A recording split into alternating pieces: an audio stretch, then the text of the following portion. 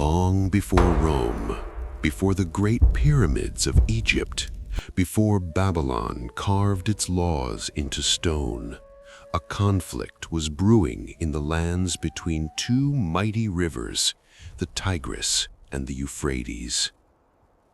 This was the cradle of civilization, and here two civilizations would collide in a war of vengeance that history would never forget. Sumer, the first great civilization in human history, and Elam, its fierce mountainous neighbor to the east. For centuries, these two cultures had interacted, traded, and occasionally fought, but a series of events would ignite the first recorded war motivated not merely by conquest, but by revenge.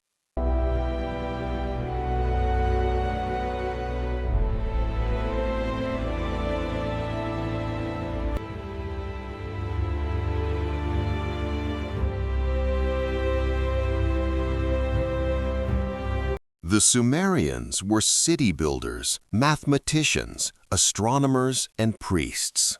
They invented writing, created irrigation systems, and built monumental temples, ziggurats that touched the sky. Cities like Ur, Uruk, Lagash, and Nippur were the jewels of Sumer. Each city-state ruled independently, each with its own king, its own army, its own gods.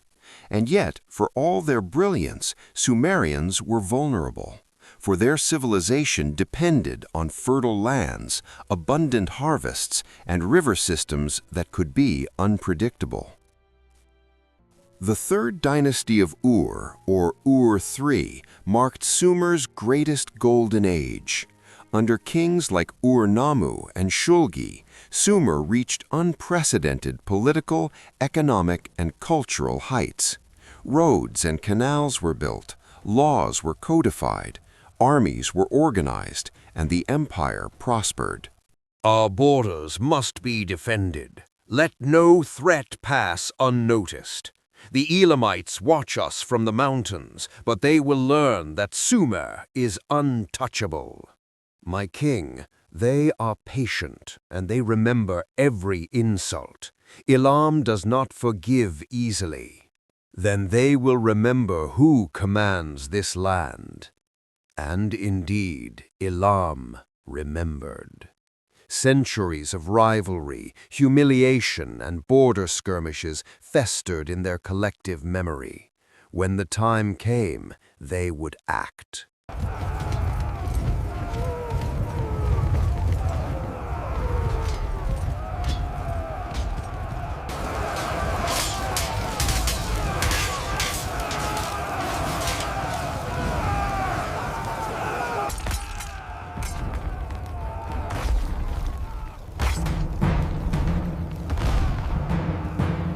Shulgi's death marked a turning point. His successor, Ibbi-Sin, inherited not only the throne, but a kingdom in decline. Droughts had devastated the land, crops failed, trade collapsed, rebellions erupted across distant city-states, and the army, once disciplined, had grown weak and undisciplined. Meanwhile, the Elamites watched carefully. Their leaders saw opportunity. The king of Elam, Kindatu, gathered a coalition of mountain tribes and prepared for a massive strike against Sumer. This would not be a simple border raid. This was revenge, a carefully calculated, all-consuming campaign designed to punish, to humiliate, and to destroy. The Sumerians are weak. Their rivers have failed them. Their cities are starving. Their king hides behind walls. Now is the time to reclaim what was taken from us. This war will be total. We will strike swiftly, no mercy. Revenge is our right, and we will take it all. Elam's army, bronze-armored and battle-hardened, crossed the Zagros Mountains. The first recorded revenge war had begun.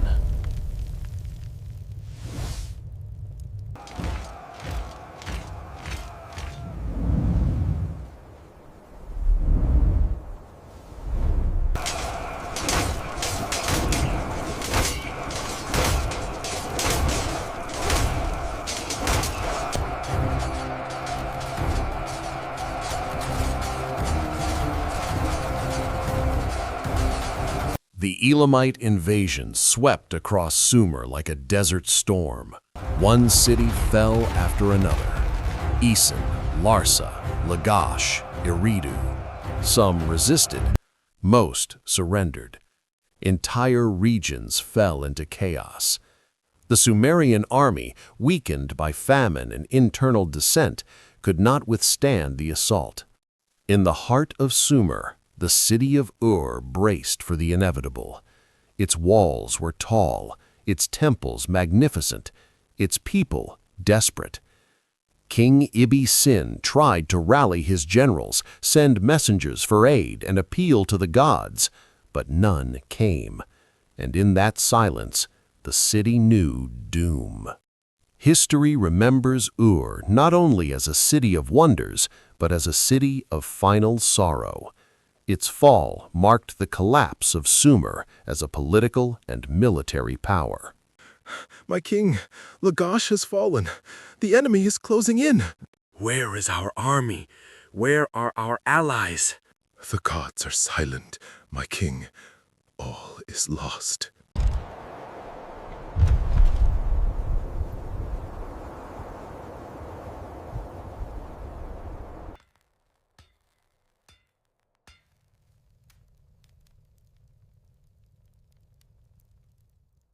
For months, Ur endured the siege. The Elamites cut supply lines. Starvation gripped the city. Disease spread. Families fled into temples. Soldiers fought desperately, yet the Elamites were relentless. And then, one stormy night, the Elamites struck.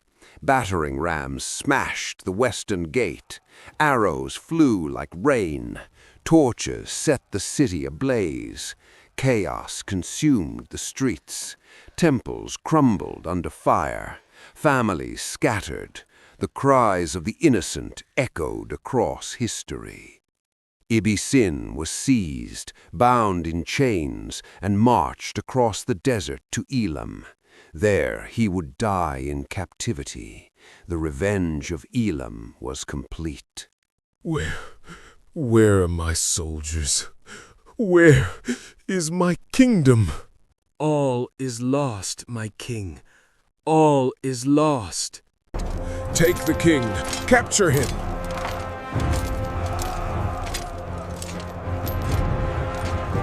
The world's first great revenge war had concluded. Ur lay in ruins. Its gold, grain, and sacred objects had been carried away. The proud civilization of Sumer was no more. Yet history does not end in defeat. From the ruins of Sumer rose new powers, the Amorites, Babylon, and eventually Hammurabi's empire. But the fall of Ur, the revenge of Elam, and the first recorded war of vengeance remain etched in human memory. This was a war of pride, of hatred, of divine silence, a war that reshaped a civilization, a war that reminds us even the greatest empires can fall, and revenge can echo across millennia.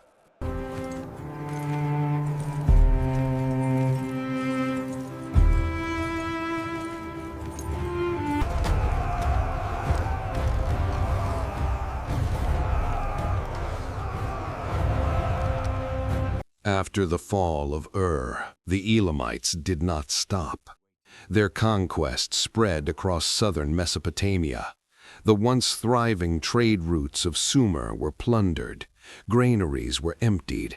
Temples were desecrated.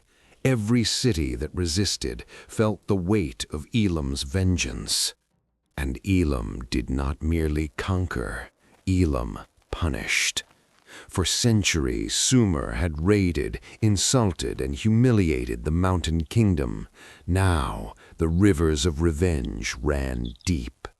The treasures of the Sumerian temples, bring them to Susa. Every idol, every golden vessel, every sacred relic, let the people see that their gods could not save them.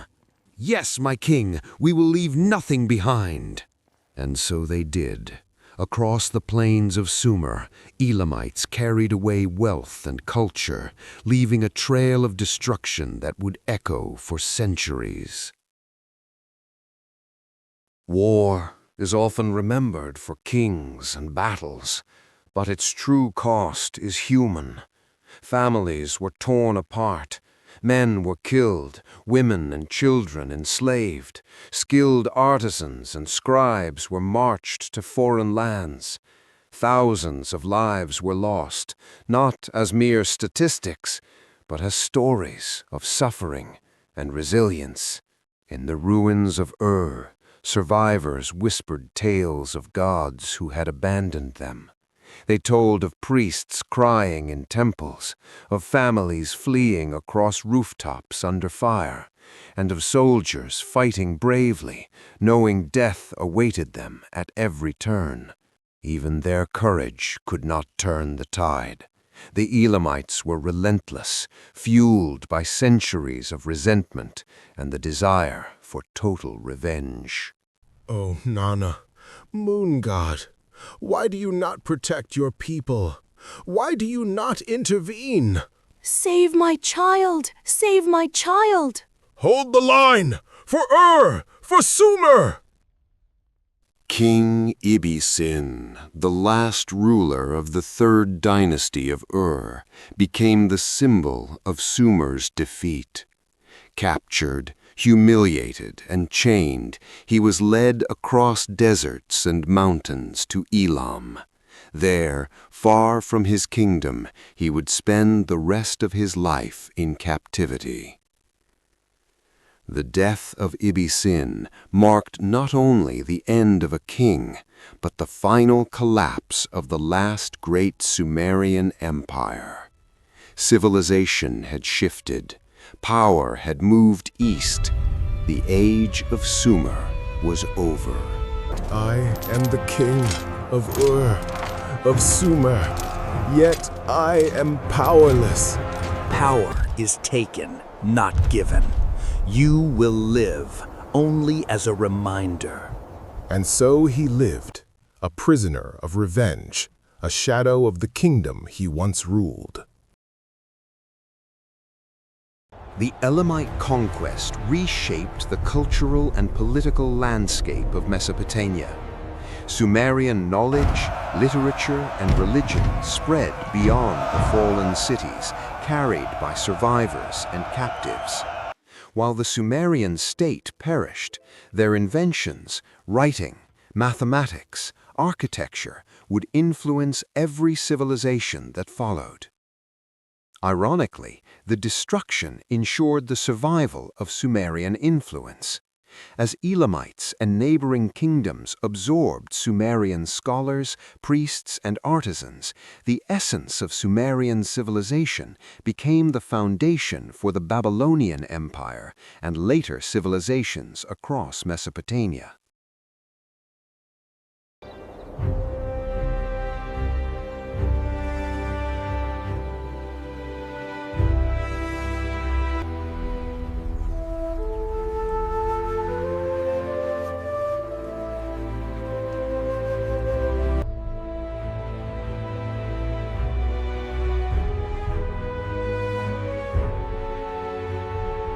Elam's victory was not merely brute force, it was strategic.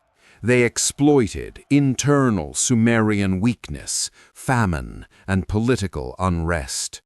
By coordinating mountain tribes and using rapid, targeted strikes, Elam demonstrated one of the earliest examples of combined arms warfare in recorded history. It was a war of patience and timing, a war where intelligence and opportunity were as lethal as swords and spears. The first recorded war of revenge in history was not just a battle, it was a calculated destruction that reshaped an entire civilization. We strike not where they expect, we strike where they are weakest. Control the rivers, control the food, control the cities. Revenge must be total. By dawn, the gates of Lagash will fall. And Sumer will remember this night for generations. Clashing swords, burning buildings, war horns, screams. After the fall of scattered Sumerian forces attempted to regroup. Small cities resisted, armies tried to fortify positions, but Elam's momentum was unstoppable. Each defeat demoralized the remaining Sumerian population, accelerating the collapse. By the end of the campaign, nearly all major Sumerian centers had either surrendered or been destroyed. Elam had rewritten the map of Mesopotamia, establishing dominance that would last for decades. The cities were emptied, temples stripped, gold and grain were transported to Elam. The revenge was complete. Sumer, the cradle of civilization, had been humbled. We surrender. Spare our people. You surrender your city, your wealth, your gods, and your pride. Nothing else remains. Hold the line! Push forward!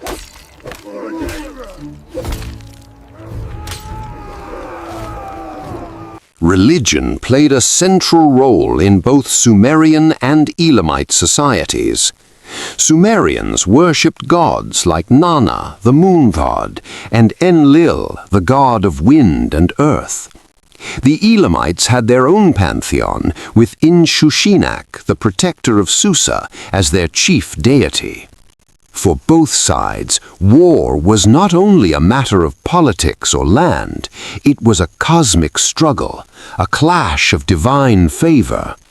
Sumerians believed that their gods had abandoned them, while the Elamites interpreted victory as a divine endorsement of their vengeance. The silence of the gods amplified the terror. In history's earliest wars, divine belief was inseparable from strategy, courage, and fear. Oh, Nana, protector of the moon, why do you let our walls burn? Why do you abandon your people? Pray all you want. The enemy does not rest. Elam's military success was not accidental. Kimdatu and his generals displayed remarkable strategy, understanding Sumer's weaknesses and exploiting them with precision. They coordinated attacks on multiple fronts, cut off food supplies, and targeted the political and religious heart of Sumer. This was an early example of psychological warfare. By demonstrating overwhelming force and systematic destruction, Elam ensured that resistance collapsed quickly, minimizing prolonged battles and conserving resources for total control. Through strategy, patience, and an unyielding desire for revenge, Elam secured one of the most decisive victories in ancient history. Divide the forces. Take the western cities swiftly. The eastern trade routes must be cut. Starve them until surrender is their only choice. It will be done, my king. And let the people of witness our banners. Let them see the cost of defying Elam.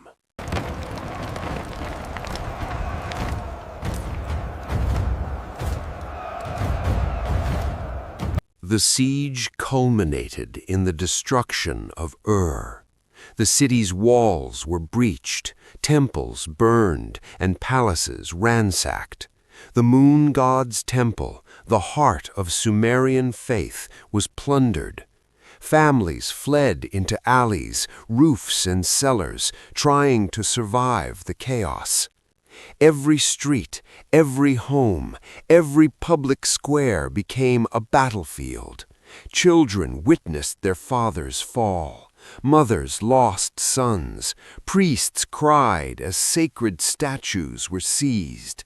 And through it all, the Elamites pressed forward, relentless in their quest for vengeance. But nothing could save Ur. The city fell. The king was captured. Sumer's golden age ended in flames. Hold the gate! Do not let them through! Mama, it burns! Save the god! Protect Nana!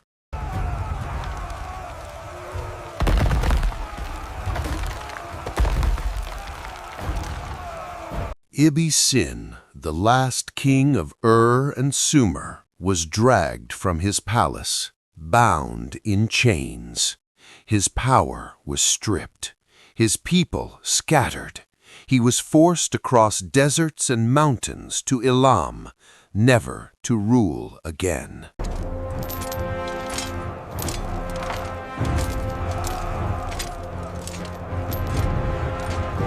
In the aftermath, Mesopotamia was transformed. Sumerian political power was gone. Cities lay in ruins. Trade networks collapsed. Temples were emptied. But the intellectual and cultural achievements of Sumer did not disappear. Sumerian writing, mathematics, law codes, and religious thought spread to Elam and neighboring regions. The very destruction that Elam wrought ensured that Sumer's legacy would endure, influencing Babylon, Assyria, and beyond. The war between Sumer and Elam demonstrates that revenge is a potent force in history. Centuries of resentment can culminate in violence, and the consequences are felt for generations. The destruction of Sumer is a reminder that even the most advanced civilizations are vulnerable when internal weakness meets external fury. Elam's victory was decisive, but history shows that revenge can consume both the conqueror and the conquered. Power may shift, but the echoes of vengeance endure, shaping human memory, culture, and the lessons passed down through generations. The tale of Sumer and Elam is more than a story of war.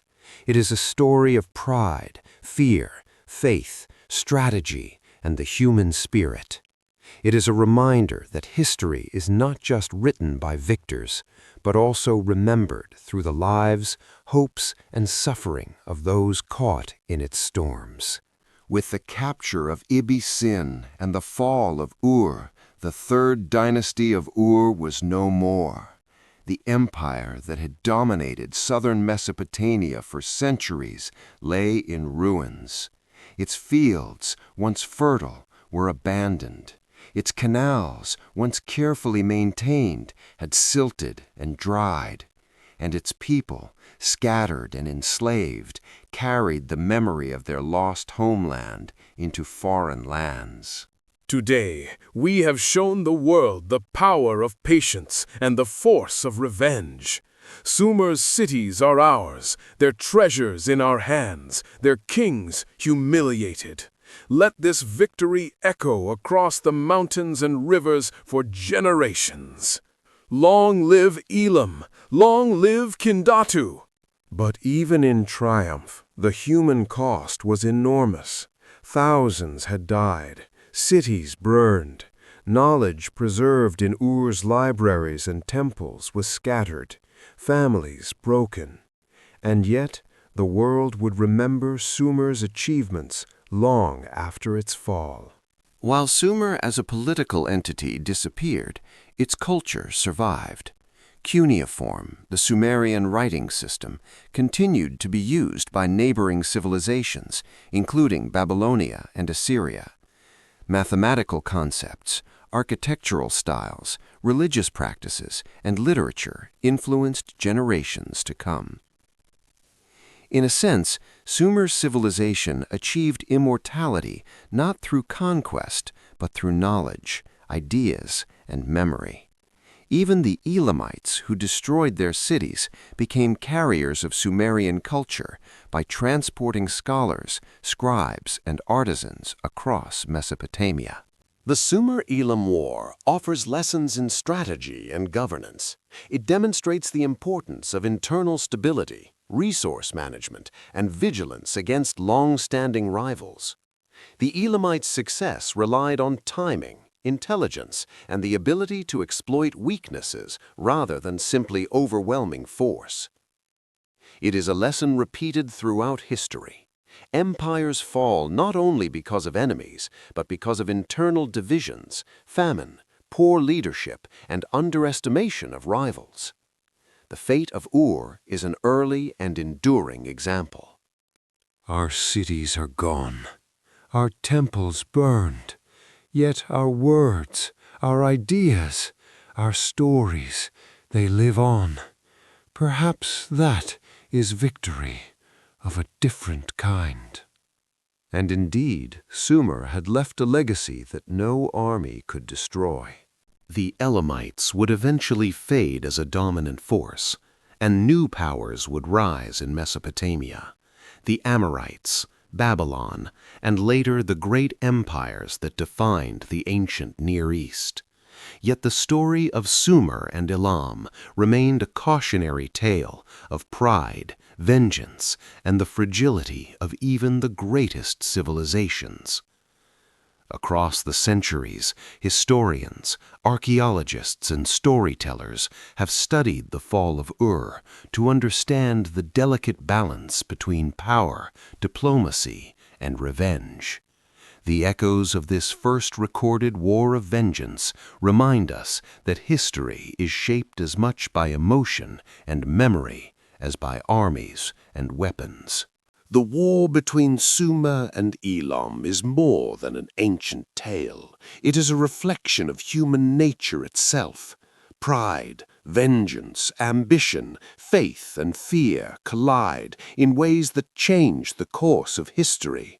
It shows that even the most advanced societies are vulnerable, and that the consequences of revenge can reverberate across generations.